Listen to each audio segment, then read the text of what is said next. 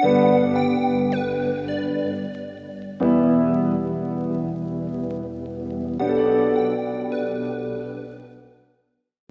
por la invitación. Quiero hacer dos menciones especiales antes de empezar la respuesta. Una es a Molly y a Stacy. Creo que merecen de nosotros no solamente el agradecimiento por la valentía de compartir su testimonio. Yo creo que mucha gente no lo entiende o no lo sabe bien, pero cada vez que un familiar y cada vez que alguien decide compartir su testimonio, no es solamente gratitud que debemos tener porque comparte una experiencia, sino un reconocimiento a la valentía. Cada vez que alguien de ellos habla, abre la compuerta que pueda haber alguna retaliación, a que pueda haber algún castigo, y aún así lo han asumido con la valentía de ser la voz de muchos que no tienen voz. Y lo segundo que quisiera decir de arranque es que hoy estamos en un episodio de Puerta Giratoria en nuestro país y nuestro deber es empezar también esta conversación haciendo votos por la liberación de Roland Carreño y de todos los presos políticos, civiles y militares. Esta última detención arbitraria, previa desaparición forzada, es parte de esto que vamos a hablar el día de hoy, pero además demuestra que claramente en Venezuela no estamos frente a una apertura democrática, no estamos frente a un régimen que ha decidido cambiar sus patrones de conducta o que ha decidido cooperar con el sistema multilateral de protección de derechos, sino que al contrario administra la represión y aprieta y abre el puño de acuerdo a lo que necesita en términos políticos. Ahora sí, Iván, disculpa la larga introducción, un poco entrando en materia, yo creo que este informe tiene varias cosas que son importantes. La primera es que a diferencia de los informes de la CIDH, a diferencia de los informes del sistema interamericano o de la propia oficina de la alta comisionada, que son relaciones o narraciones del estado de las cosas en un momento determinado y tienen mandatos de declaraciones o de seguimiento mucho más genérico, este informe determina cosas que son fundamentales en el camino a la justicia. Primero, patrones claros de conducta que determinan la responsabilidad del Estado dentro de lo que pasa. No son acciones aisladas, no es un policía que se le escapó un disparo, no es un custodio que decidió darle un golpe a un detenido, es una decisión del Estado. Y este patrón de conducta demuestra que la decisión del Estado tiene dentro de su cadena y de sus componentes todos los delitos ahí señalados. Desapariciones forzadas, tratos crueles e inhumanos, tratos degradantes, detenciones arbitrarias, tortura dura y pura, asesinato en varios de los casos, y eso determina luego no solamente el patrón de conducta y la responsabilidad del Estado, sino que hay una segunda cosa que es fundamental resaltar, que es la cadena de mando y la responsabilidad individual alrededor de estas acciones. Ya no es solamente que se dice que en Venezuela hay violaciones de derechos humanos, sino que queda claramente que en Venezuela hay una decisión política y de Estado de cómo ocurre la violación de los derechos humanos. Tiene en su cabeza a Nicolás Maduro, tiene dentro de las menciones a personas como Diosdado Cabello, tiene a las líneas de mando naturales del Ministerio de Defensa y del Ministerio de Interior, pero también va hacia la inteligencia y la contrainteligencia. Y yo quiero hacer una mención especial acá, en este punto, que estoy seguro que Molly lo va a complementar luego, pero lo que se narra de la DIGESIN, lo que se habla de la DIGESIN, no es un organismo de seguridad cualquiera con un grupo de abusos. Lo que es la DIGESIN es un teatro de tortura. Lo que pasa en la Casa de los Sueños, lo que pasa en las celdas de aislamiento es una decisión de quebrar al detenido como un enemigo de guerra. Y lo último es que yo creo que además este informe determina que toda esta acción tiene un objetivo de fondo, que es acallar, destruir, desarticular cualquier forma de levantamiento interno, de oposición interna, de resistencia en el mundo profesional de las Fuerzas Armadas. Este informe habla de varios tratos diferenciados, no es el mismo trato el que recibe un detenido político, y hemos tenido detenidos políticos con tratos crueles muy graves, que el que recibe un detenido militar. El detenido militar, sin duda alguna, si uno mira porcentualmente los casos, es profundamente superior los abusos en los que está expuesto. La violencia sexual, que no es una mención inferior dentro de este informe, el uso de la figura femenina, de la madre, de la hermana, de la esposa, de la hija, bajo la amenaza de abuso sexual, de agresión física para intentar forzar testimonios obtenidos bajo coacción e intentar forzar acciones específicas. Y lo último es que yo creo que este informe además es producto de algo que no sé si lo decimos suficiente. Es que este informe solo es posible porque las víctimas decidieron hablar. Este informe solo ocurre porque las víctimas decidieron dar un paso adelante y ponerle cara, ponerle nombre, ponerle apellido, ponerle dolor a una historia que sin ella, la diplomacia, nosotros podríamos haber cuadrado 70 países, las ONG hubiesen podido cuadrar 80 grupos de opinión, hubiésemos podido tener toda la burocracia armada. Pero sin esta decisión de dar un paso adelante y de ayudar a hacer la presión necesaria para llegar a la justicia, hubiese sido imposible. Este informe cierra con dos recomendaciones y con esto cierro mi idea, disculpen lo largo. Una muy importante es que le hace el exhorto a los estados, miembros del sistema de Naciones Unidas, a que evalúen la posibilidad de iniciar acciones penales y judiciales en sus países que acompañen la demanda de justicia de las víctimas. El informe tiene muchos casos de doble nacionalidad y ahí hay un trabajo en el que nosotros hemos iniciado ya con las cancillerías, con los países miembros del Grupo de Lima y también con países del continente europeo para intentar poder avanzar en los mecanismos judiciales.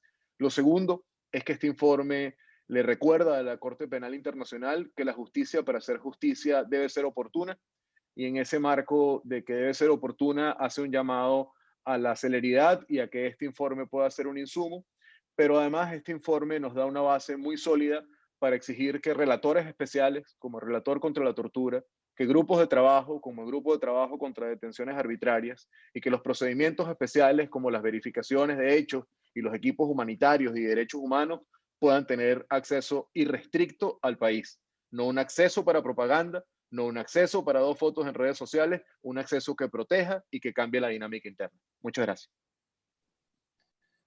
No, gracias a usted, delegado. Ha sido muy clara su explicación, si me permite, y para recordar a manera de conclusión a quienes nos escuchan, hablamos de una decisión del Estado, un patrón de conducta, una decisión política y del Estado de hacer estas acciones. Y que este informe, y es importante recalcar esto por la importancia también del contenido de hoy, es que es posible gracias a la valentía de las víctimas. Gracias por esas conclusiones. Siguiendo con el guión de esta noche, vamos a ver un pequeño video, si me ayudan en el museo, para contextualizar de lo que estamos hablando.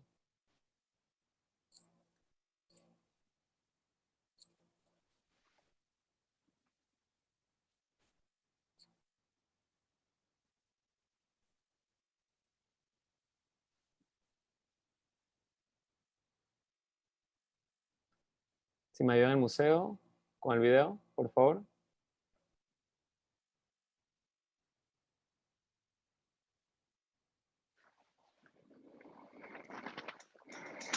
Bueno, si me ayudan después con el video, no importa, vemos dos pedazos del video sin ningún problema. Aquí tenemos suficientes personas y excepcionales personas para hablar.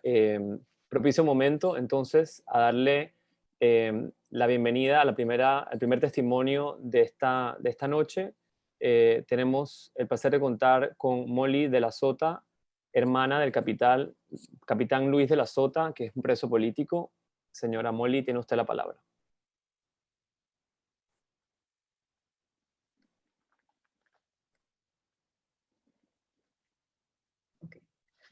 Muy buenas noches y muchas gracias por este espacio que es muy importante para todos nosotros. Mi nombre es Molly de la Sota y soy hermana del capitán de navío Luis de la Sota, quien es el caso número 13 de los 48 presentados en el informe de la Comisión de Determinación de los Hechos. En su caso se identificaron patrones de violación de derechos humanos que incluyen desaparición forzada de corto plazo, detención arbitraria, torturas y tratos crueles, todos considerados como delitos de lesa humanidad. Su caso refleja la situación por la que pasan los militares que son detenidos arbitrariamente en Venezuela y están en contra del incumplimiento de la Constitución y las leyes.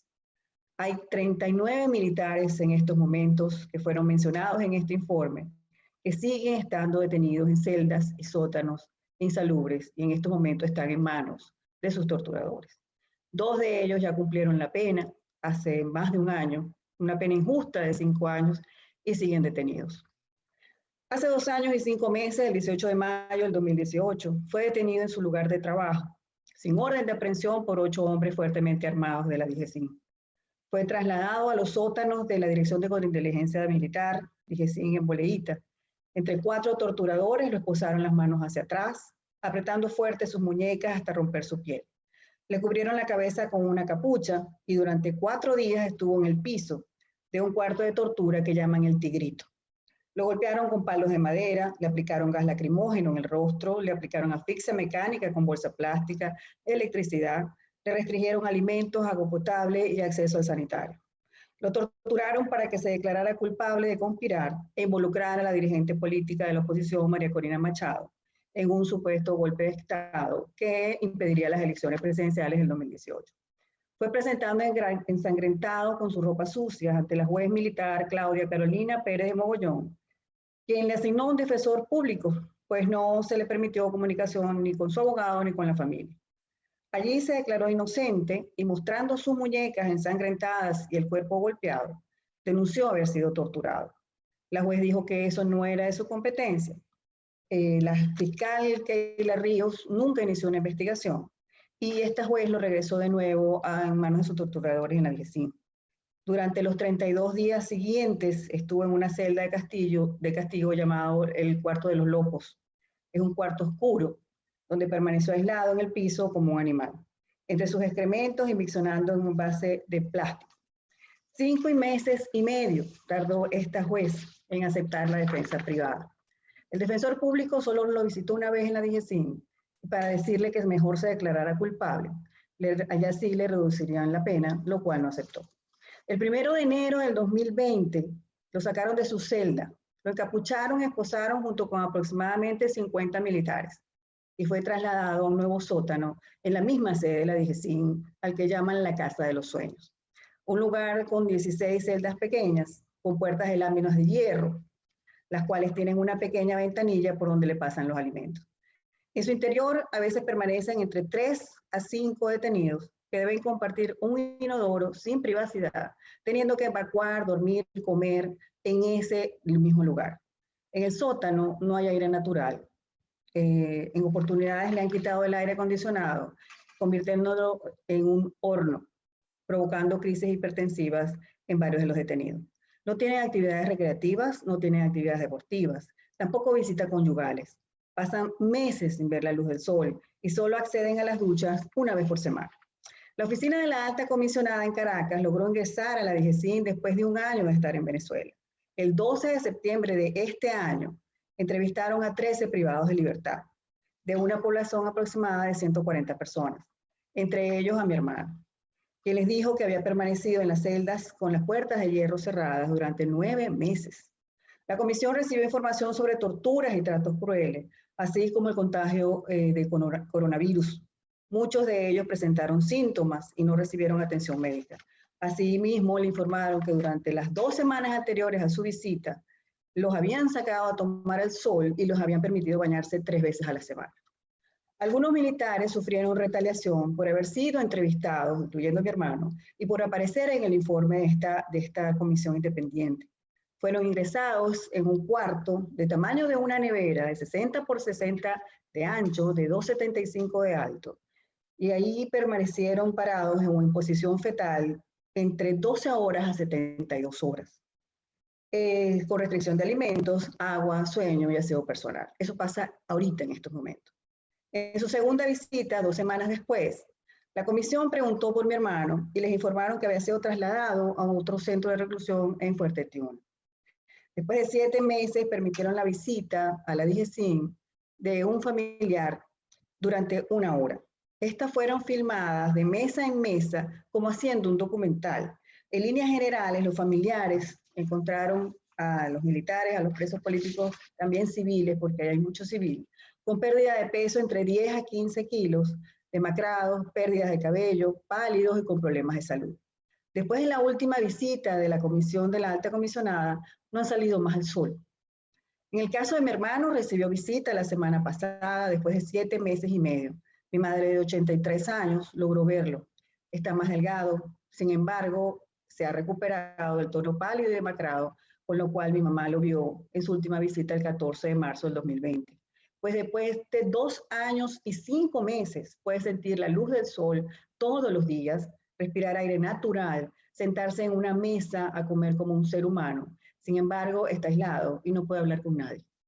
Actualmente hay 132 militares prisioneros políticos en sótanos y celdas de diferentes centros de reclusión en Venezuela, muchos de los cuales permanecen en prisión preventiva de libertad, sin juicios desde hace 2, 3 y hasta 4 años.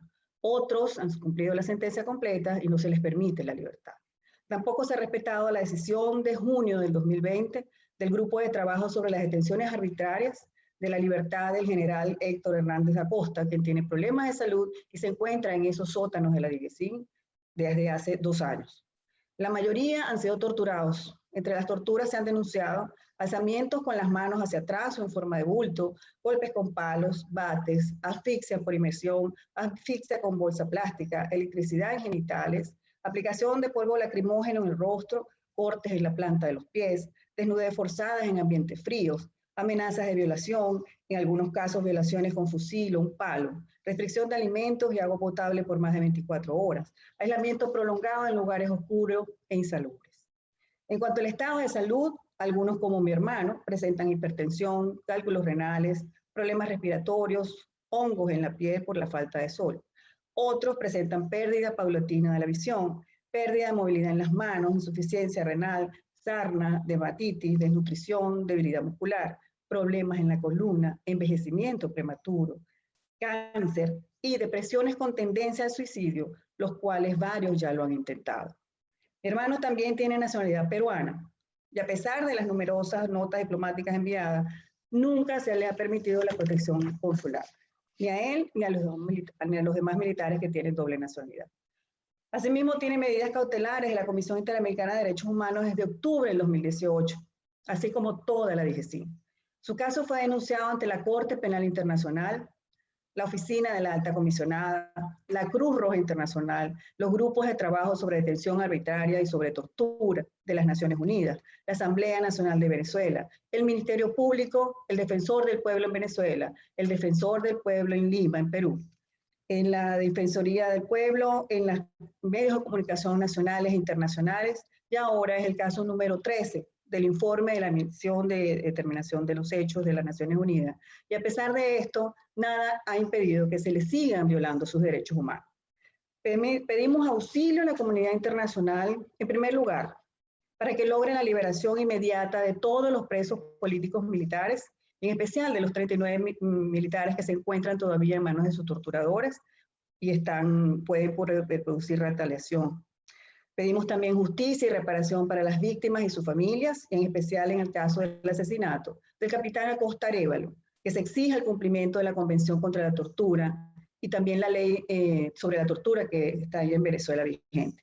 También que se lo solicite un informe especial a la Oficina de la Alta Comisionada en Caracas sobre sus gestiones sobre la protección de los derechos humanos de los militares presos políticos en Venezuela que han sido víctimas de la tortura, detención arbitraria, desaparición forzada, cuyas violaciones de derechos humanos y debido proceso se ha ido incrementando a pesar de su presencia y cooperación técnica con el régimen venezolano.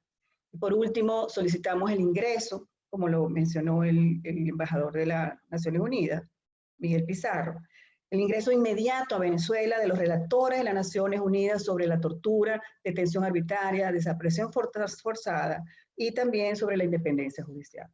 Muchísimas gracias por escucharnos.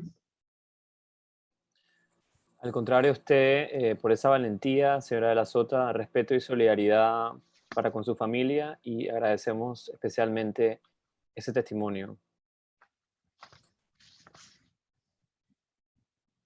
Ahora voy a dar paso a una persona especial, es la embajadora Sabarce, embajadora de Venezuela en Panamá. Digo especial porque la embajadora es quien trabaja ha sido el artífice de esta actividad junto al Museo de la Libertad y los Derechos Humanos, promoviendo derechos humanos, educando y, en este caso, dando importancia a las violaciones de derechos humanos en nuestro territorio. Quiero aprovechar también para agradecer a la Junta Directiva del Museo por el apoyo total que han dado a este evento y en este caso sé que está conectado el doctor Illueca, que es especialista en Derecho Internacional y seguramente va a poder seguir compartiendo lo que aquí se habla para beneficio de la causa venezolana, junto con el grupo académico en Panamá y dentro también de la Junta Directiva. Embajadora, muy buenas noches. Gracias de nuevo por la invitación a estar aquí para moderar este espacio junto al museo. Entrando en materia, ya que también, como dijo usted aquí, ya todos tenemos un conocimiento de quiénes somos, quiero hacer la siguiente pregunta. Es indiscutible que el informe relata cómo el régimen en Venezuela viola y violó derechos humanos. Mas, ¿cómo se sostiene un régimen de estas cualidades? ¿Cuál sería la correlación, según usted, que existe entre la violación de los derechos humanos y la gran corrupción en Venezuela? Bueno, Iván, gracias. Buenas noches. Antes quisiera suscribir tu agradecimiento a toda la directiva del Museo de la Libertad que honran su nombre y aquí están ayudándonos a los venezolanos a elevar esta voz. Quiero dar también las gracias a los valientes testimonios de Molly, Stacy y muchísimas gracias al comisionado Pizarro y a la embajadora Carmen Alguíndigue que nos acompaña esta noche. Respondiendo a tu pregunta, Iván, en primer lugar, hay que destacar lo que ocurre en Venezuela. Lamentablemente no se trata de casos de violación, como decía el comisionado Pizarro, puntuales, sino que se trata de un sistema criminal que asesina y viola los derechos humanos sistemáticamente. De la misma forma, podemos decir que no solo se trata de violación de derechos humanos, sino de crímenes de lesa humanidad, que a diferencia de otras naciones, no son un asunto del pasado, sino que tenemos 20 años con esta realidad que además es nuestro presente, como lo resaltaba en su valiente testimonio Molly.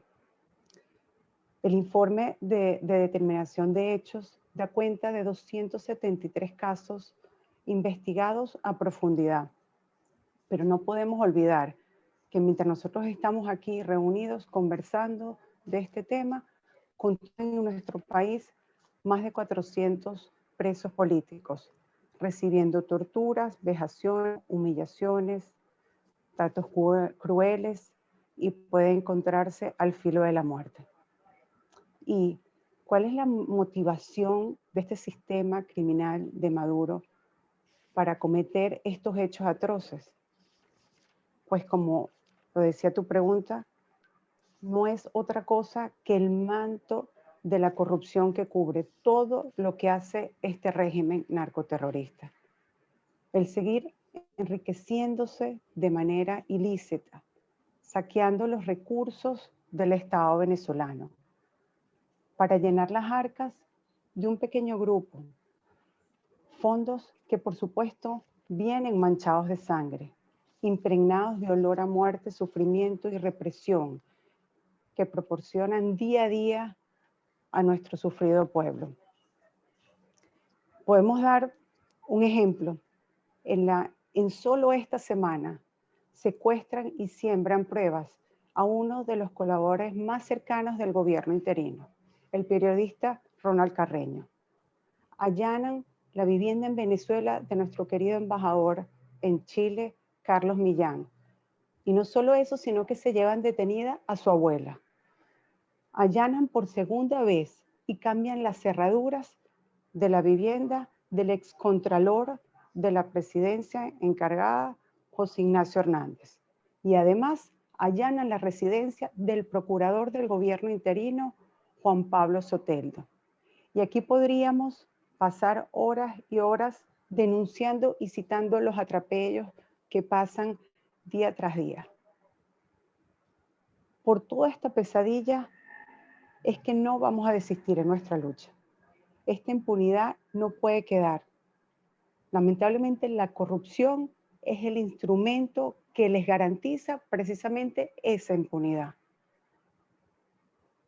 Como las hierbas malas, la única forma de superar este terrible episodio es sacando desde la raíz el problema. Ustedes saben que esto tiene nombre y apellido, Nicolás Maduro. Y por ello, y actuando como demócratas al rescate de nuestra libertad, es que exigimos la realización de elecciones presidenciales y parlamentarias, libres, justas, creíbles, verificables. Porque eso es lo que quiere nuestro pueblo, un verdadero cambio que permita el retorno a sus derechos. Gracias, Iván. Gracias, embajadora, y gracias por ese claro mensaje y explicación sobre esa correlación de esos grandes males, ¿no? Y cómo la corrupción, el manto de la corrupción, como usted dijo, está amparando esas violaciones a los derechos humanos y ese aparato estatal de violación de derechos humanos. Así que gracias por esa claridad.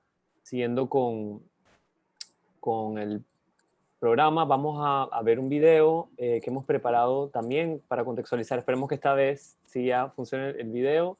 Es parte de los retos a veces de estar haciendo los eventos online, pero cada vez seguiremos mejorándolo y le doy paso al museo para que por favor proyecte el video.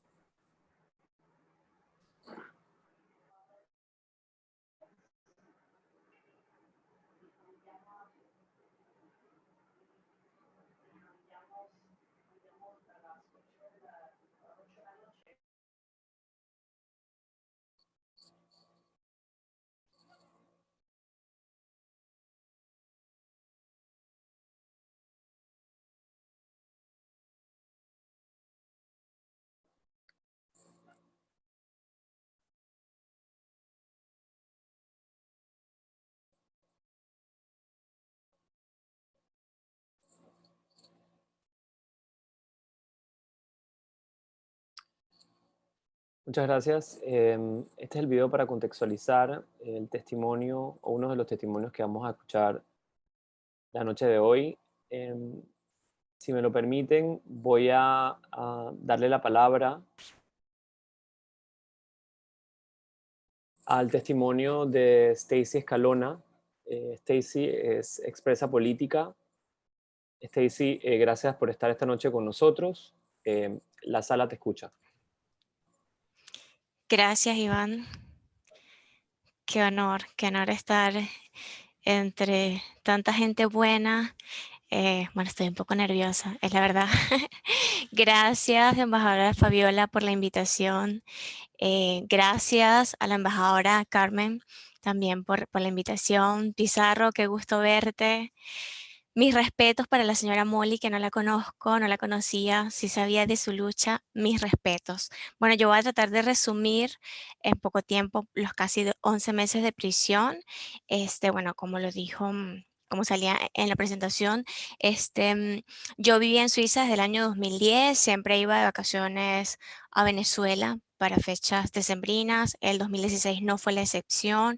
Estuve visitando a mi familia, luego de allí, junto con amigos familiares, decidimos hacer un viaje hasta Cúcuta, porque ya luego yo me regresaría a Suiza y no quería irme sin dejarle alimentos y medicinas a mis familiares, y es por esto que decidimos viajar hasta la frontera con Venezuela. Estando allí, el diputado Gilbert Caro hace una denuncia por sus redes sociales de lo que estábamos viendo, la crisis humanitaria que hasta hoy existe. Y es luego al pasar nuevamente a Venezuela cuando nos notifican que posiblemente el diputado Gilbert Caro se ha detenido por la denuncia. La verdad, hicimos caso omiso. Yo fui una de las primeras que dije, no, por Dios, no estamos haciendo absolutamente nada malo. Decidimos emprender nuestro viaje hasta Caracas. Después de pasar muchísimas alcabalas, llegamos al centro del país, en el estado Carabobo, una alcabala, pues, bueno, muy inusual, más de 20 funcionarios vestidos de negro. Nos hicieron un alto y, bueno, desde allí empiezan las violaciones de derechos humanos porque no había una orden de detención en nuestra contra. Siempre pues le gritaba que era mujer, no me podían tocar, solo habían hombres en el procedimiento, otra violación de derechos humanos, hicieron caso omiso porque entre el forcejeo uno de mis dedos fue fracturado. Luego de allí nos llevan a la sede del SEBIN en Carabobo, luego de 12 horas de interrogatorio, donde por supuesto decíamos y gritábamos nuestra inocencia, porque además en todo el procedimiento yo vi quién colocó los explosivos en mi asiento. Puedo reconocer con nombre y apellido al funcionario que lo hizo, eso está en el informe. Siempre exigía ver a mis familiares, ver a mis abogados, porque nos querían hacer firmar documentos del que no teníamos conocimiento, hojas en blanco. Recuerdo también que esa oportunidad, después de 12 horas de interrogatorio, pedí ir al baño, pues me dijeron que una de las condiciones era que tenía que desnudarme completamente. Después de negarme durante bastante tiempo, pues me dijeron que igual tenía que desnudarme e incluso tenía que ser vigilada por una funcionaria. A los 2 días, ya luego de ir al baño bajo estas condiciones, al diputado Gilbert Caro deciden llevarlo a un resguardo, a un fuerte Paramacay, un fuerte militar por su condición de diputado. Luego me prometen que me van a llevar a un lugar mientras terminaban otros interrogatorios, pues ya ahí empezó el primer shock porque realmente me llevaban, era una celda. A los 2 días me sacan de ese lugar, pero me llevan a un tribunal. Desde ese momento me convierto en la primera mujer civil de la diáspora venezolana en ser presentada en tribunales militares. Otra violación de los derechos humanos, se me exigía tener un carácter militar no acorde a mi carácter civil, párate derecha, levanta la quijada, manos detrás, no puedes comer chicle, no puedes hablar, no puedes reírte. Los delitos hablaron de traición a la patria, rebelión militar, sustracción de efectos de la Fuerza Armada Nacional, traición a la patria gracias a los abogados, pues me lo quitaron. Yo creo muy bien, como la señora Molly, todos ya sabemos las torturas psicológicas, físicas que sufren los presos políticos. Para las mujeres no es diferente. Celda insalubre, no tenemos ventilación, mis visitas siempre eran grabadas mientras mis familiares y los abogados estaban allí, pues ellos también estaban junto a nosotros. Me prohibían las visitas de abogados y familiares si no me portaba bien. Portarme bien era no exigir la libertad o exigir mejores condiciones en ese lugar. En promedio salía 1 hora a la semana a tomar sol, en realidad era más o menos de 7 a 8 de la noche. Estuve 2 meses y medio sin salir de celda, me enfermé de la piel, tenía lesiones pues muy, muy graves. En ese momento pues sentí que ya había sido suficiente, siempre denunciamos todas estas situaciones frente a la jueza. Luz Mariela Santa Fe, creíamos que por ser mujer iba a sentir empatía, pues no, sencillamente eso decía que ella decía que la enfermedad de la piel, eso era sarna, pues eso era normal. Aún así, pues nos armamos de valor y seguíamos exigiendo la libertad. Quedarnos callados, pues era perder. No solo exigía para mí, sino para los que también estaban allí, muchísimos años detenidos, retardo procesal. Cuando el servir es innato a tu naturaleza, pues bueno, no dejas que la injusticia te arrope, sino que actúas. Claro que había momentos de frustración, de impotencia, de rabia, es válido, porque la libertad no te la regalan. Te la trabajas todos los días, te la trabajas todos los días con tus familiares, con tus abogados y contigo mismo. Hay momentos que quieres tirar la toalla, pegar 4 gritos, pero sabes que no puedes caer en su terreno. Pero a veces es imposible aguantarse cuando, por ejemplo, te coloca uno de los jefes frente a 20, 30 hombres, te empiezan a insultar, te agreden verbalmente, se ríen, se mofan de ti y luego en la noche te obligan a ir a una oficina junto a este jefe a orar a una religión que tú no profesas. Respirar, saber que la causa es tu país, respirar profundo, tragas grueso y tienes que seguir. Que si tengo miedo, claro que tengo miedo, porque es normal sentir miedo. Lo que no podemos permitir es que esto nos paralice y entender que la lucha no ha terminado. Aún no somos libres del todo, estamos fuera de esa celda, pero seguimos teniendo restricciones, seguimos teniendo familiares que están expuestos a estas personas. Hoy no me arrepiento absolutamente nada de lo que había hecho, lo haría una vez más. Yo siempre me recriminaba que 2 meses antes de la detención yo había estado en el Parlamento Europeo junto a un grupo de la diáspora venezolana denunciando las violaciones de derechos humanos. Chicos, es válido sentirse derrotado, es válido no sentir ánimos. Me pasó cuando el asesor legal de la misión independiente me contactó. La verdad es que yo estaba muy cansada, mentalmente estaba muy cansada. Ya este año ya yo había asistido a otras 2 entrevistas con la ONU y no entendía por qué tenía que haber una tercera, si ya yo había contado, si yo creía que era suficiente. Cuando este asesor entiende lo que yo estoy sintiendo, él también me empieza a explicar por qué este informe va a ser súper importante, Stacy, porque te tienes que animar, porque necesitamos que nos ayude. Ese necesitar que necesitamos que nos ayude, para mí fue suficiente. Preguntarme cómo no hacerlo, bueno, fueron más de 8 horas hablando durante 2 semanas, este, recordar cosas que no quieres recordar porque no es grato, porque no la has superado, pero entiendes que es tu deber y que debes recordar siempre que allí están muchos más detenidos. Recordar que los policías metropolitanos todavía están esperando justicia y sus familiares siguen allí. Con respecto a lo del informe, yo como víctima puedo decir que pienso, bueno, ya Miguel Pizarro, experto en la materia, habló un poco, bueno, no un poco, de verdad fue muy específico, fue súper, muy fácil de digerir. Yo puedo decirte sí que realmente es una prueba contundente porque lo elaboraron personas especializadas, eso yo lo sentí. Ahora es como dice Pizarro, hay nombres, hay apellidos, aquel que te golpeó con un palo, aquel que te practicó asfixia, todo está con nombre y apellido y eso no había pasado. Lo importante fue que la misión esta vez tuvo contacto directo con las víctimas, no fue que lo leyeron, que lo escucharon, fue un contacto muy directo.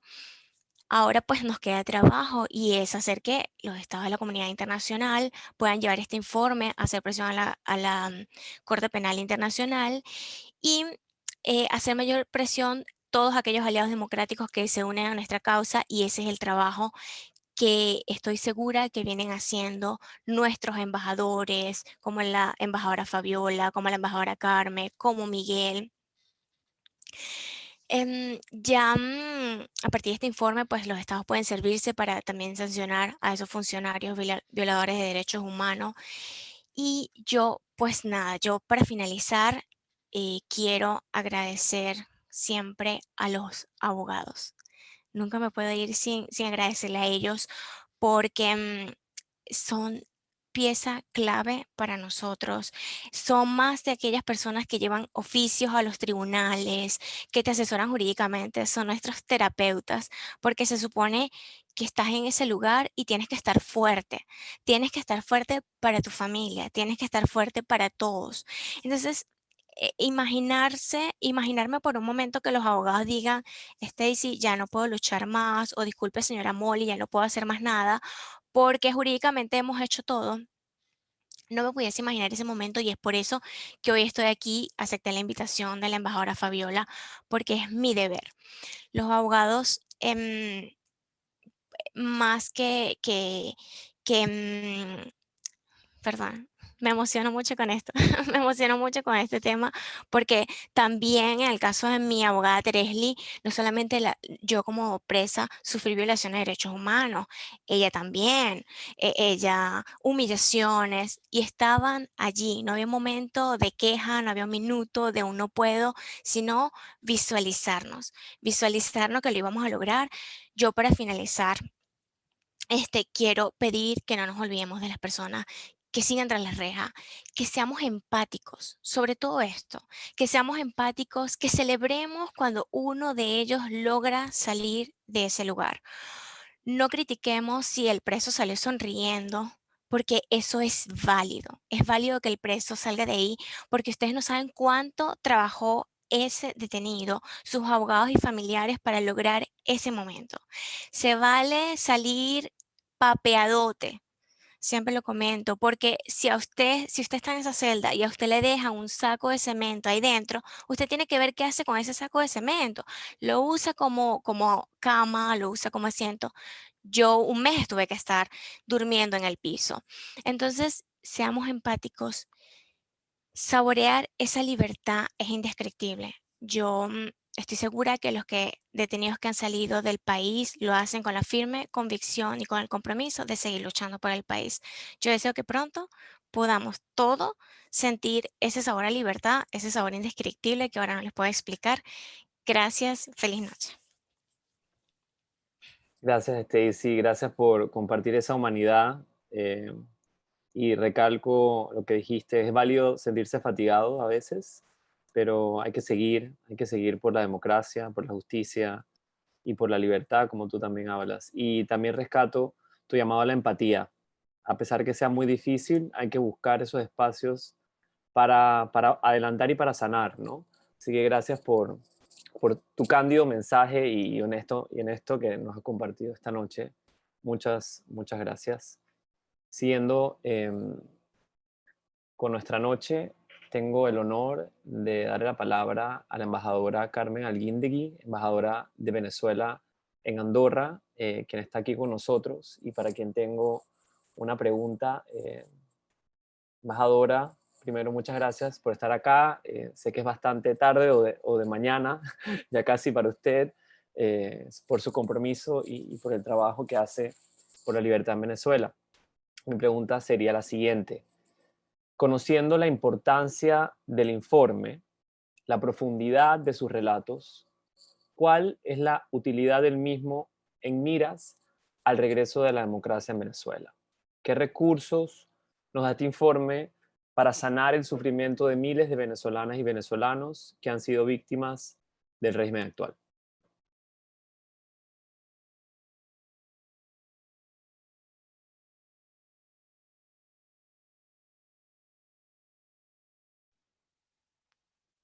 Buenas noches a todos. Un honor estar compartiendo con Molly, con Stacy, con Fabiola, con Miguel y con todo este gran equipo, además del museo y de todos los que hemos venido trabajando durante semanas para hacer este compartir y este conversatorio posible.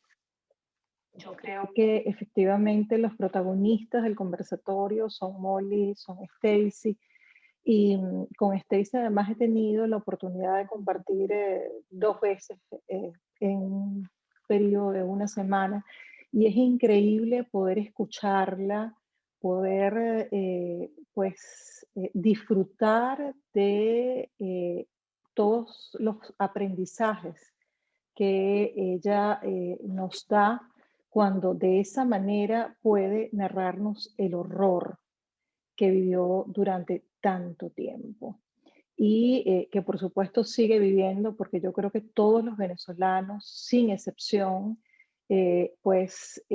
tenemos esa sensación permanente de angustia, de zozobra, de persecución, estemos o no estemos en el país. Yo creo que lo primero que hay que decir del informe es que cuando además me mencionas y me pide relacionarlo con la democracia, es que el hecho de que existiera esta comisión independiente trabajando por esta investigación en Venezuela es una fiel demostración de que los países ratifican el contenido de todos los convenios internacionales en materia de derechos humanos. Los países que aprobaron tanto la resolución de septiembre del 2019 como extra del 6 de octubre de este año han ratificado y reafirmado la responsabilidad de promover, de proteger, de respetar y de hacer efectivos los derechos humanos y las libertades fundamentales. Y en este caso concreto, de entender que lo que ocurre en nuestro país no ocurre solamente con incidencia para los venezolanos, sino que estos violación de derechos humanos y estos crímenes tienen trascendencia internacional.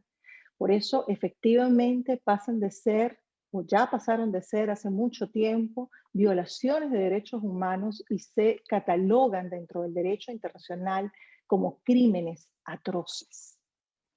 Este informe, por primera vez, tenemos más de 36 informes que hablan de la situación de Venezuela, de una u otra manera. Y en todos ellos efectivamente se reclama una responsabilidad, pero esa responsabilidad que se ha reclamado es una responsabilidad objetiva del Estado.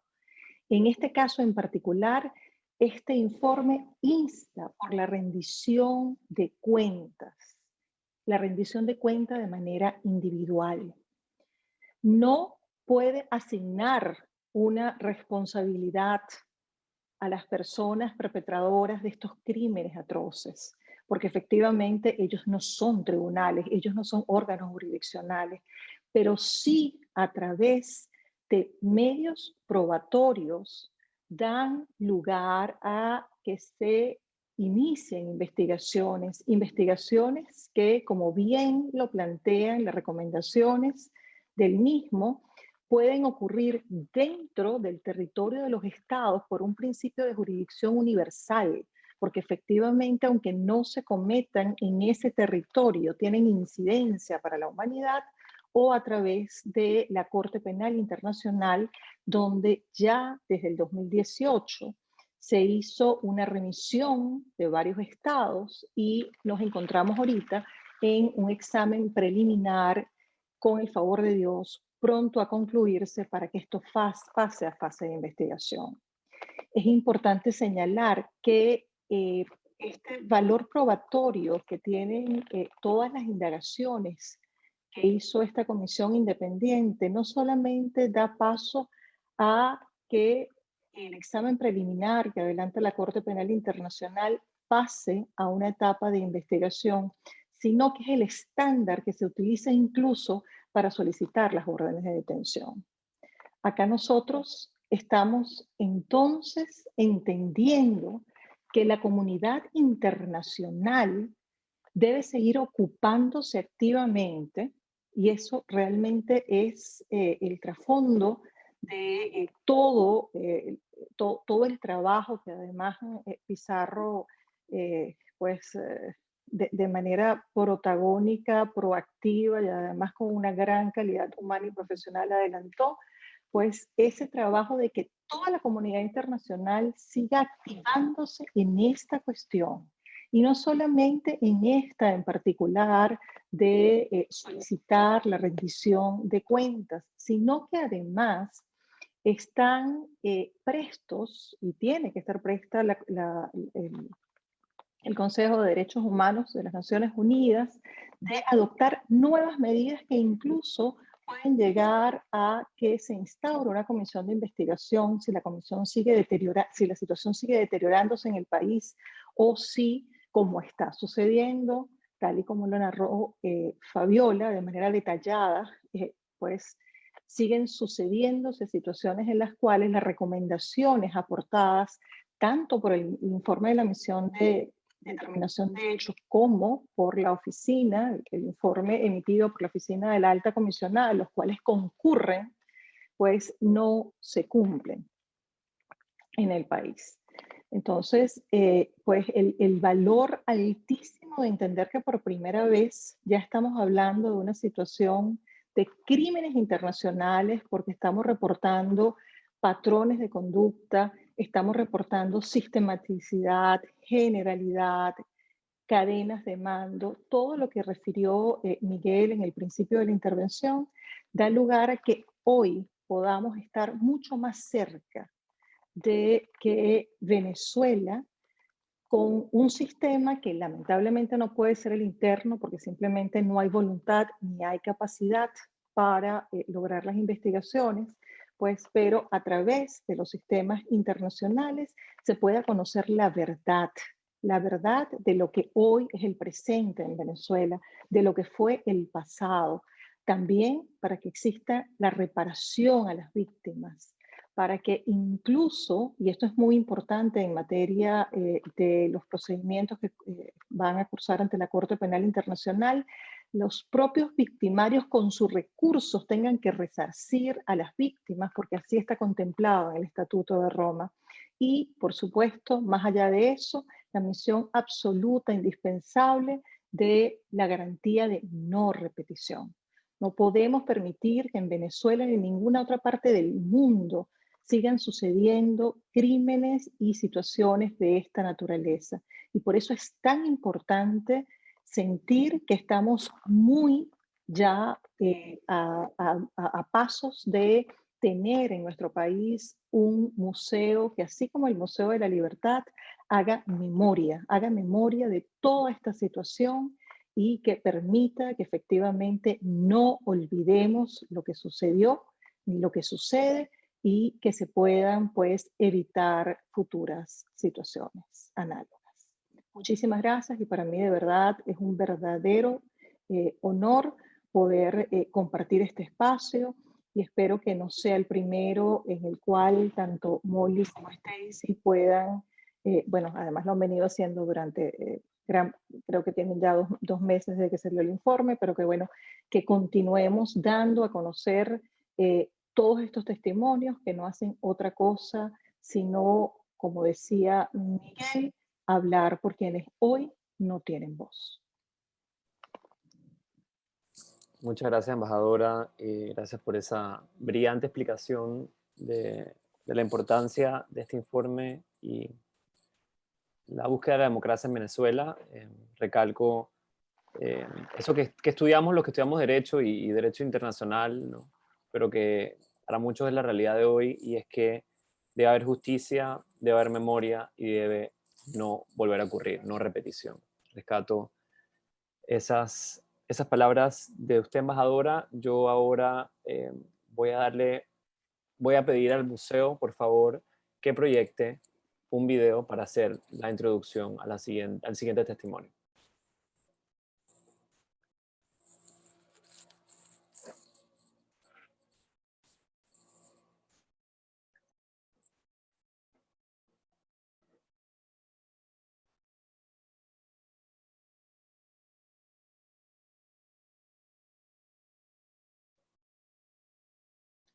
¿Me ayudan con el video? Sí, gracias.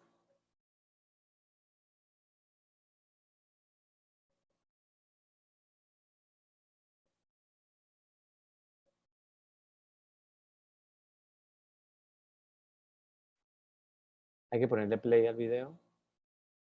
Estamos teniendo un poquito de problemas.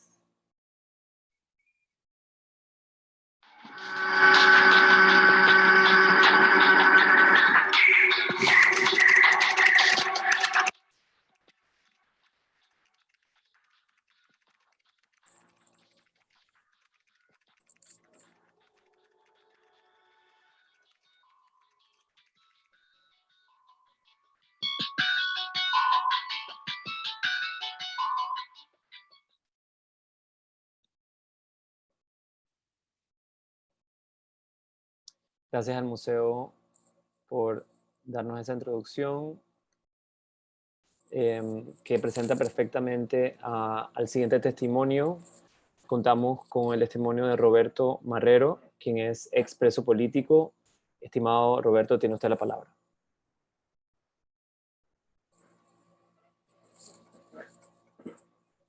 Está silenciado, Roberto. Marrerito, está silenciado. Eso, listo. Ya me silencié. Seguía en el SEBIN silenciado. Bueno, vale, de verdad agradecido con la invitación, agradecido con la embajadora y con todos ustedes por estar haciendo estos espacios de discusión donde se puede ser la voz de los que no tienen voz. Y les reitero, bueno, a todos, ¿no? Al diputado Pizarro, a los embajadores, a todos los participantes, a Stacy, que cuando uno está preso, uno quiere eso, que no desfallezca, que los demás no desmayen, porque uno sabe que uno deja de ser de tener ese papel activo en la lucha, pero lo que te da fuerza es saber que la lucha no se detiene y que hay otras personas que la están llevando dentro y fuera de Venezuela. Y lo que quiero decirles es que nosotros, los que estuvimos presos dentro de Venezuela, valoramos muchísimo, pero muchísimo, el trabajo que se hace en materia de derechos humanos, sobre todo por ustedes, los que pueden hacerlo. Muchos de ustedes lo logran gracias a que no están en Venezuela y precisamente por tener unas condiciones no de tranquilidad, de cierta seguridad que les permita poder hacer sus labores sin ser víctimas de la persecución, es que se logran esos avances en materia de derechos humanos que tenemos tenido en Venezuela. Y de verdad que les agradezco muchísimo el apoyo, no solo a mi causa, a la causa de todos los presos políticos y a la causa de la búsqueda de la libertad en Venezuela. Me gustaría saber el formato, si es siempre una exposición o hay algún tipo de preguntas o cómo nos manejamos. No, puedes manejar el testimonio y contarnos de tu experiencia como desees. Bueno, como saben, yo era el jefe del despacho del presidente Juan Guaidó. Esa fue una política que llevamos a cabo, de verdad, donde debo agradecer y destacar el trabajo de los diputados de la unidad, que no es un trabajo solamente de... O sea, los representantes legítimos del pueblo no solamente es el presidente Guaidó, es los diputados por los que fueron electos. Y entre todos esos grupo inmenso de hombres y mujeres, son más de 200, que representan el sentir del pueblo de Venezuela, designaron al presidente Juan Guaidó como presidente encargado. Y bueno, desde ese 5 de enero de 2019 hasta la fecha han dado una lucha muy importante donde, bueno, no hemos quizás logrado el objetivo, pero tampoco hemos desfallecido y seguimos hasta lograrlo. En la dictadura, muy preocupada por todo lo que había surgido en torno al presidente Guaidó, decide darle un golpe muy fuerte para detener, para inhabilitar, quizás para golpear la gestión del presidente Guaidó, y decide detenerme a mí, que bueno, que aparte de ser el jefe de despacho, tenía una relación de amistad, de respeto político, una relación importante con los diputados y particularmente con el presidente Guaidó. Pero bueno, gracias a Dios eso no logró su cometido. Yo fui preso el 21 de marzo en una madrugada. Tuve avisos importantes de la dictadura para que me fuera. Eso es lo que ellos querían, que el costo político bajara, que yo me fuera, que yo me escondiera, que yo no me enfrentara al régimen, para entonces ir como el salami, ¿no? Recortando poco a poco, poco a poco, poco a poco, y así perdiendo la capacidad de enfrentarlos. Yo, en una decisión política, decidí quedarme, a pesar de los avisos que me habían dado. Logré, mi familia, gracias a Dios, mi esposa, no sé si muchos quizás la conocieron, Romy, logró salir un mes antes de mi aprehensión con Raúl. Logró salir por Maiquetía sin ningún problema, o sea, no fue algo escondido, pues. Yo le pedí que saliera porque ya había suficientes indicios de que me iban a detener. Cuando llegamos de la gira que estuvimos por el Sudamérica el año pasado, entre febrero y marzo, hicimos una gira por Brasil, Ecuador, Paraguay, Argentina y Colombia. Cuando llegamos a Venezuela por Maiquetía, resulta que el único que no era diputado era yo, porque a pesar de haber sido el candidato por el estado de Monagas y haber ganado con más de 20.000 votos al candidato del gobierno, que ustedes saben que es el que encabeza la lista en Monagas, y le ganamos.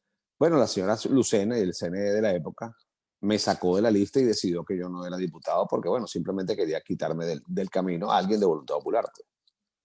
Después de esa venganza política, bueno, cuando llegamos a Maiquetía, la realidad es que yo no tenía ni inmunidad y era quizás el más fácil de aprender, la persona más fácil de eliminar, pues de sacar del camino.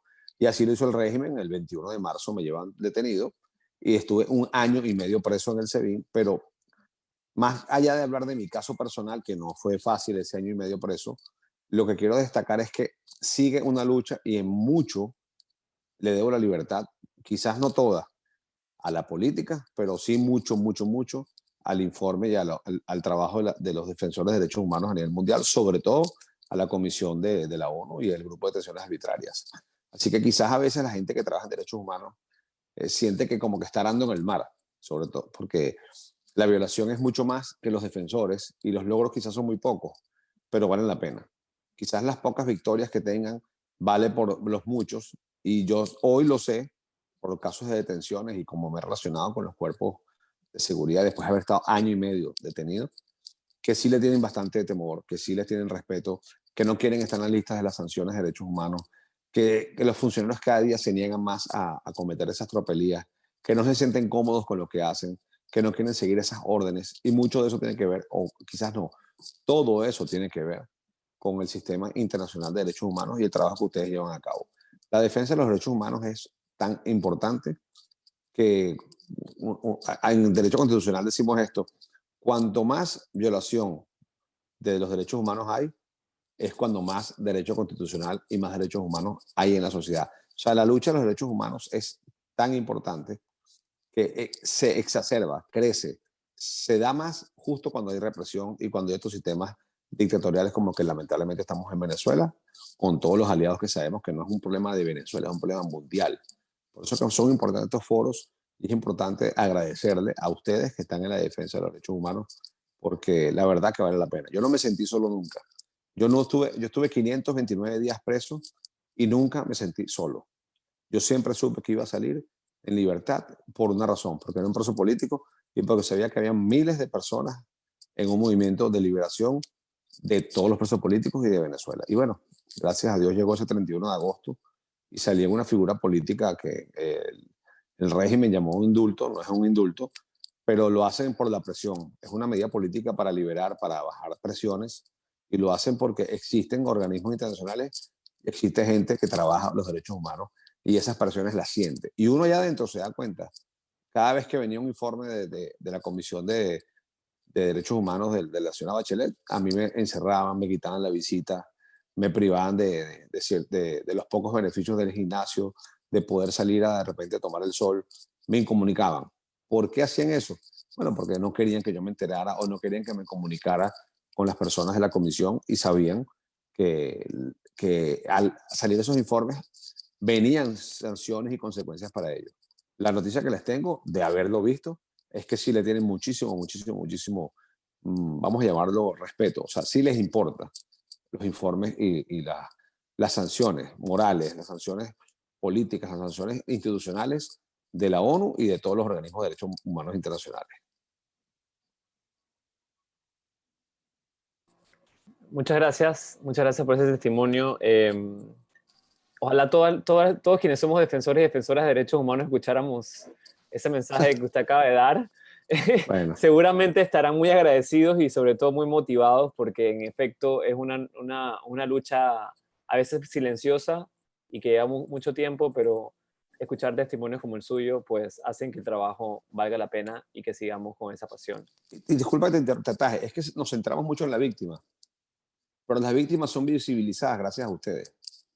Porque las víctimas, fíjate tú, los casos de violaciones de derechos humanos más graves son las desapariciones forzosas.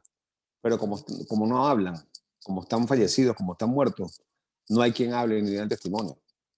Entonces, cuando hay mutilaciones, cuando hay violaciones de derechos humanos, cuando hay víctimas que sufrieron tortura y hablan, se convierten en casos más sensibilizadores. Pero todo eso ocurre gracias a ustedes.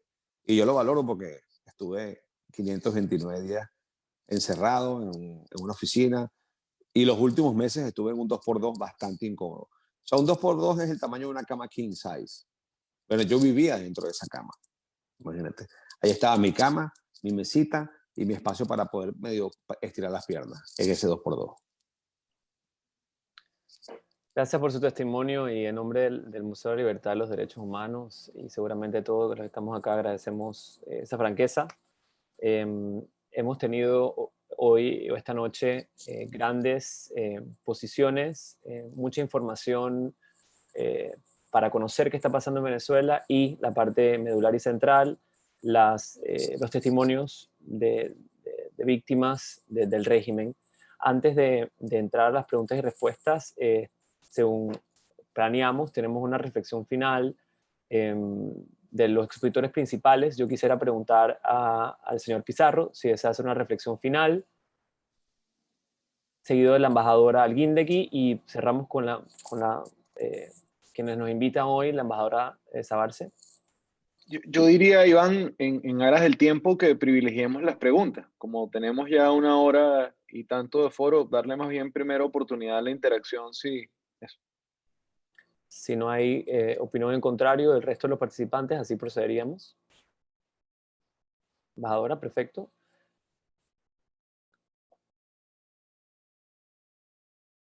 Pues tenemos 2 preguntas pendientes. Si el museo recibe alguna pregunta por separado, pues me la haga notar.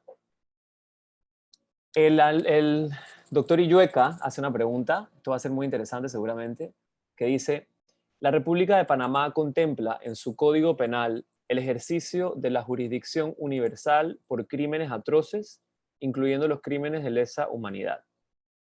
¿Qué representaría para toda Venezuela y para la comunidad internacional que Panamá ejerciese dicha jurisdicción en contra de un miembro de la cadena de mando que estuviese en tránsito o de visita en Panamá?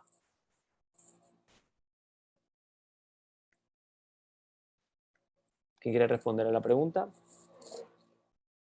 Pienso que... La embajadora Carmen creo yo que es la mejor para responder esta pregunta. Gracias, Miguel.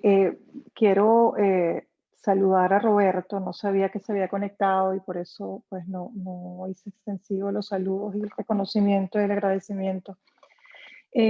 Sí, bueno, efectivamente el artículo 19 del Código Penal panameño habilita la persecución de los delitos contra la humanidad, de desaparición forzosa y de trata de personas.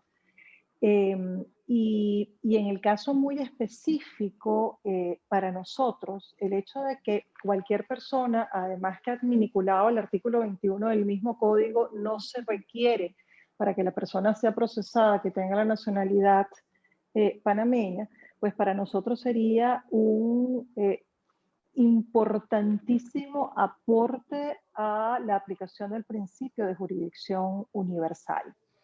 En el caso de la jurisdicción universal hay distintas posturas en las legislaciones y en varias de ellas, por ejemplo, pudiese exigirse que hayan víctimas que sean nacionales o que residan en ese territorio, lo cual no lo exige la legislación panameña.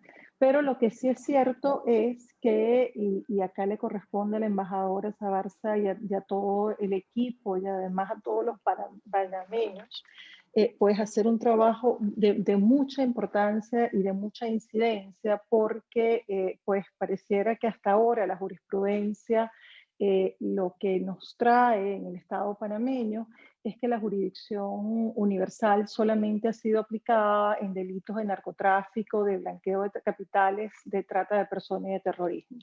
Así que tenemos un gran reto, pero seguro estamos que el trabajo pues ya está en curso y que muy pronto tendremos, además con la ayuda de la sociedad civil, un caso para que pueda estar de la mano con toda la normativa panameña para que pueda pues, activarse en el caso de que efectivamente ocurra ese supuesto.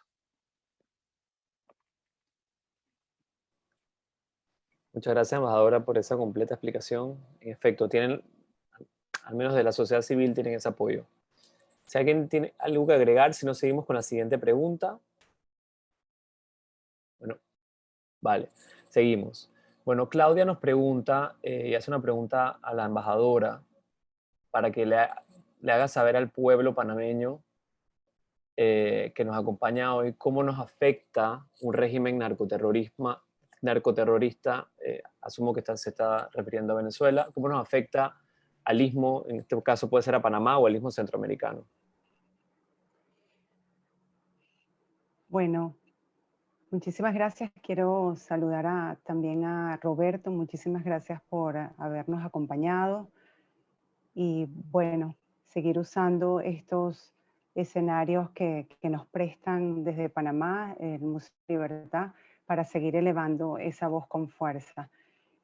Mira, como siempre hemos dicho, lo que pasa en Venezuela es un cáncer que contagia a todas las Américas. Así que desde aquí, por eso siempre hemos recibido el apoyo de Panamá en el Grupo de Lima, en el Grupo de Contacto, en la OEA, siguen adelante porque están convencidos que este régimen narcoterrorista se lleva a toda la región por delante. Esto es el patio de la casa de todas estas naciones, aparte que somos naciones hermanas.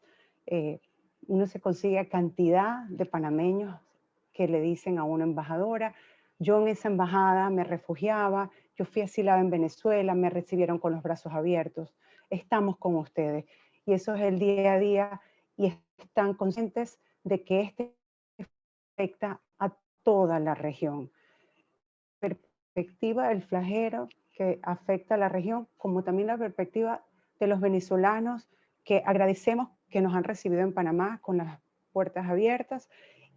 Y también tenemos el flagelo de que los venezolanos que estamos aquí tenemos violado el derecho a la identidad, y a raíz de eso, obviamente, los demás derechos por consecuencia no se consiguen. Seguimos con este flagelo que afecta no solamente el derecho a la identidad, los documentos más básicos que necesitan los venezolanos para poder regularizarse y continuar con este reto tan difícil, porque los venezolanos cuando hemos salido, no hemos salido porque queremos, sino porque, como lo hemos escuchado en estos testimonios, es porque estamos obligados a buscar una manera de subsistir y enviar también unos ingresos a nuestras familias que dejamos en Venezuela. Por eso, este flagelo afecta a Panamá, a los venezolanos que hacemos vida en Panamá, y sabemos que nuestros hermanos panameños están solidarios con nosotros y fuertes y convencidos en unirse en esta lucha hasta conseguir la libertad de Venezuela. Gracias, embajador. Así es. Estamos todos en esto, somos todos americanos, somos todos latinoamericanos, y Panamá debe brindar ese apoyo, como usted bien lo dice. Vamos a leer otra pregunta para seguir en esta interacción de esta noche. Nos preguntan lo siguiente: ¿qué presión política se está ejerciendo en la actualidad sobre la Fiscalía de la CPI para agilizar el proceso de admisión de las demandas por violaciones de derechos humanos de los funcionarios ligados al régimen de Nicolás Maduro?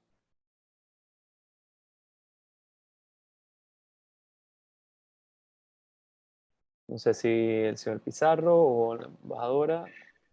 ¿Quieres contestar, CPI Miguel, tiene o? una experta en este equipo. Yo te complemento con lo político después de que tú arranques. Ay, no, bueno, yo lo primero que quiero decirles es que algo que en lo que nosotros debemos diferenciarnos de este régimen dictatorial que tenemos en Venezuela es en respetar la institucionalidad. La CPI no es una instancia política. Allí lo que se hace es un trabajo jurídico. Y ahí sí puedo responderle que lo que hemos venido haciendo, no solamente nosotros, sino la inmensa mayoría de la sociedad civil organizada en el país, así como las víctimas de manera individual, es documentar y presentar, de acuerdo a los parámetros que están establecidos en el Estatuto de Roma, los requerimientos para que vayamos pasando de una fase a la otra y así cumplir con el estándar que se amerita para que la averiguación pues, pueda ser iniciada.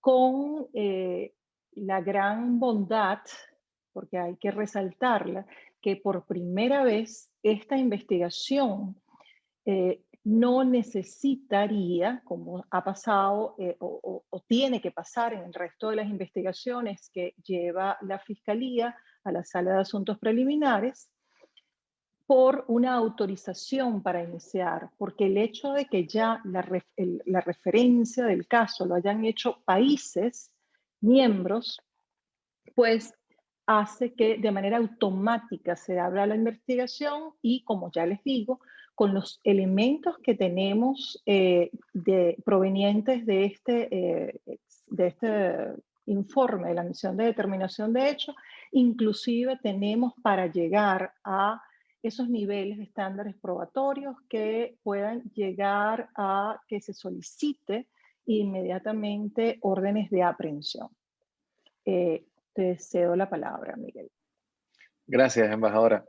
Yo solo complementaría con 3 puntos que me parecen claves. Uno, es que en la medida que nosotros mismos ayudemos a pedagogizar y a explicarle a la gente que estos procesos no dependen de un mecanismo de presión política o no dependen de cuánto tuitees o de cuánto digas cosas, sino dependen de la documentación, del registro, de la forma profesional en la que lleves esto. Me refiero a la CPI y a la justicia universal.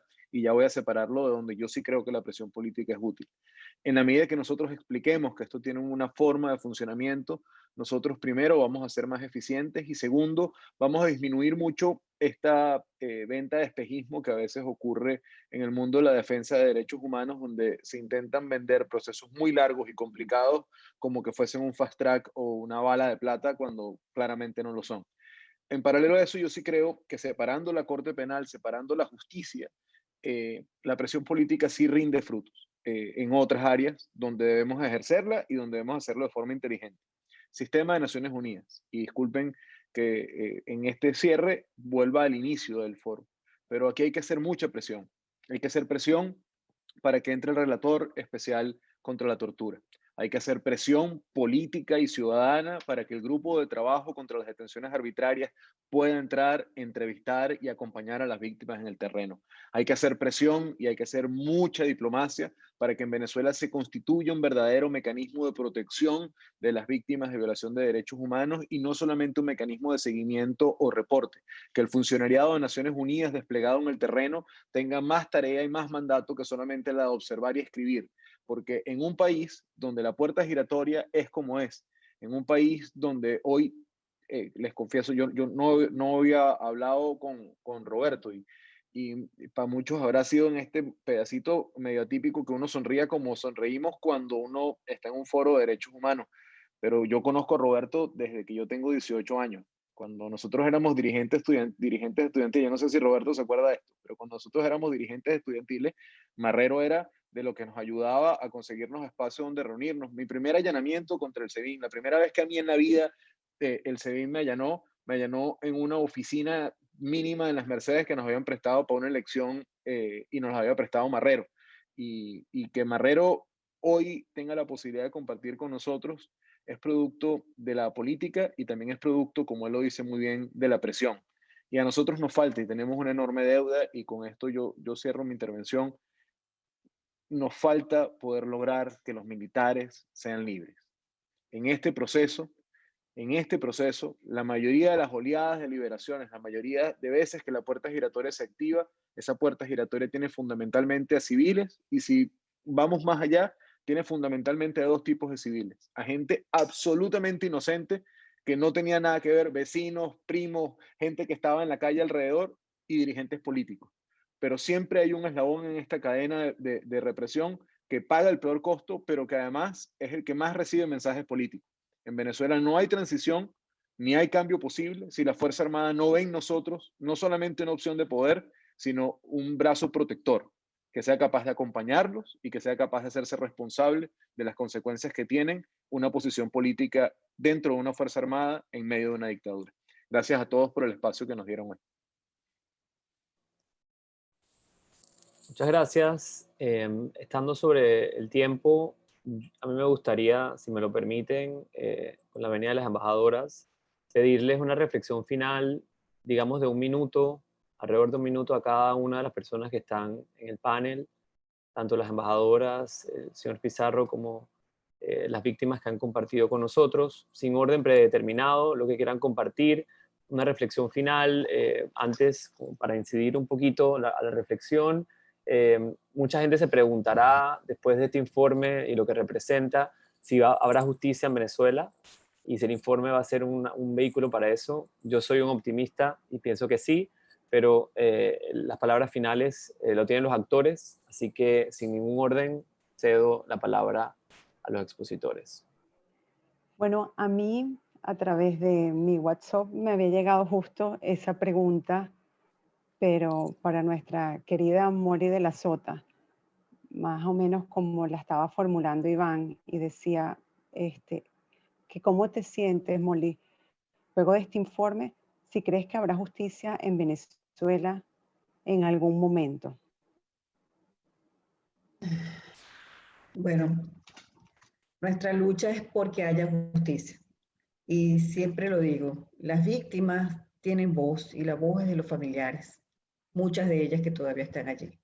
Yo lucho todos los días por la liberación de mi hermano y los militares que están injustamente en esas celdas. Y sí pienso que va a haber justicia. Les agradezco también a ustedes, como decía Stacy, sin las ONG, sin los abogados, nosotros no podríamos seguir adelante. Y les agradecemos a todos que nos den también permiso para la voz. Pero yo sí creo que va a haber justicia, sobre todo si nosotros los familiares nos unimos y podemos impulsar esa justicia.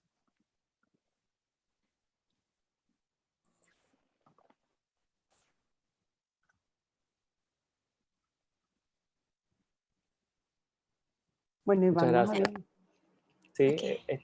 Stacy, te veo que... Perdón. Adelante. Sí. Bueno, yo quiero nuevamente agradecer la invitación a la embajadora Fabiola. Yo sigo conmovida por el testimonio de la señora Molly, pero también estoy convencida de que estamos haciendo lo correcto, que estamos cumpliendo con nuestro deber con Venezuela, con venezolanos como ustedes, como los que yo quisiera reconstruir a mi país. Ha sido aleccionador este foro. Voy muchísimo más comprometida. Han sido 20 años muy, muy duros para todos, pero tenemos que creernos que lo estamos logrando. Deseo de todo corazón que todos nos sacudamos la desesperanza y volvamos a abrazar esas ansias de libertad.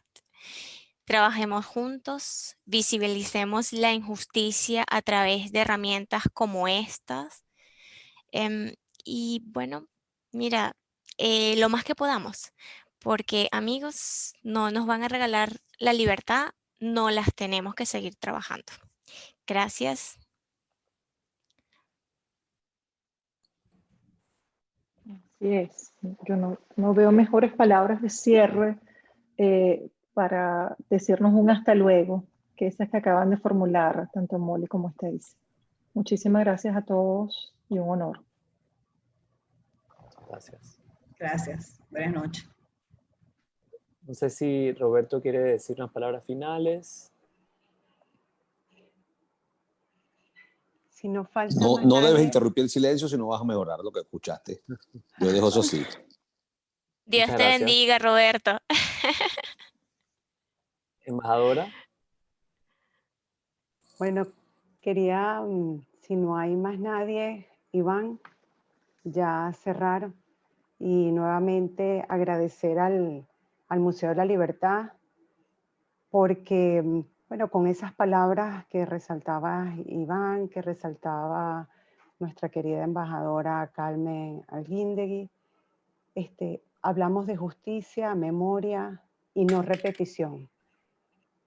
Eso es el Museo de la Libertad, eso es el Museo de la Memoria, eso es lo que también estamos construyendo desde ahorita y con esta serie de webinars y con otros espacios que el Museo de la Libertad nos estará prestando y estamos trabajando desde ya, trabajando precisamente por esos tres principios: justicia, memoria y no repetición. Muchísimas gracias por estos espacios, a todos los hermanos panameños que siempre están pendientes de apoyarnos y seguir adelante. Y soñamos en eso, soñamos en ese abrazo en familia, en ese reencuentro de la familia, porque todavía tengo la imagen y la foto en mi cabeza, Roberto, ese abrazo que te diste con tu esposa y con tu hijo, a todos nos llegó al corazón. Así es. Nos llenamos de Así es. energía y dijimos, ha valido la pena todo lo que hemos hecho hasta ahorita. Y lo vamos a seguir haciendo por todos y cada uno. Ten la seguridad, Molly, y tengan la seguridad todos los que están ahí adentro, que seguiremos elevando nuestra voz y no estamos solos. Tenemos todos estos hermanos, yo puedo hablar desde Panamá, todo el apoyo que tenemos aquí y vamos a seguir siendo la voz de los que no tienen voz. Soñamos con ese abrazo en familia. Roberto, tengo la foto mía en mi cabeza de ese abrazo. Ahorita tengo la de Leopoldo López también con su familia. Sí hemos avanzado, sí se ha logrado muchísimo. Hay un pueblo más vivo que nunca en Venezuela, que se niega a rendir. El último mes fueron 1.193 protestas en Venezuela, un 30% más que el septiembre pasado. Un pueblo que está ejerciendo su presión interna, que nos negamos a rendirnos dentro y fuera de Venezuela y que estamos unidos para ejercer la presión necesaria y conseguir nuestro objetivo más preciado, que es el cese del sufrimiento de los venezolanos, la libertad de nuestra querida Venezuela. No quedan más palabras que agradecerles. Continuaremos con estos webinars y esperemos seguir avanzando en nuestro proyecto del Museo de la Memoria para Venezuela. Muchísimas gracias. Abrazos. En nombre del Museo de la Libertad y los Derechos Humanos, gracias a todos por formar parte de este espacio de promoción de derechos humanos. Democracia para Venezuela. Buenas noches a todos. Buenas noches. Gracias a ti, Iván. Chao, gracias, Bendiciones. Iván. Y a Carla, que también anda por Gracias, allí. buenas Gracias, Alberto. Carla. Alberto. Gracias a Carla. Todo el equipo Gracias a del todos. museo. Sí. Fuerte Un abrazo. abrazo. Gracias. Gracias, Iván. Gracias. Un placer. Muchas gracias. Encantada.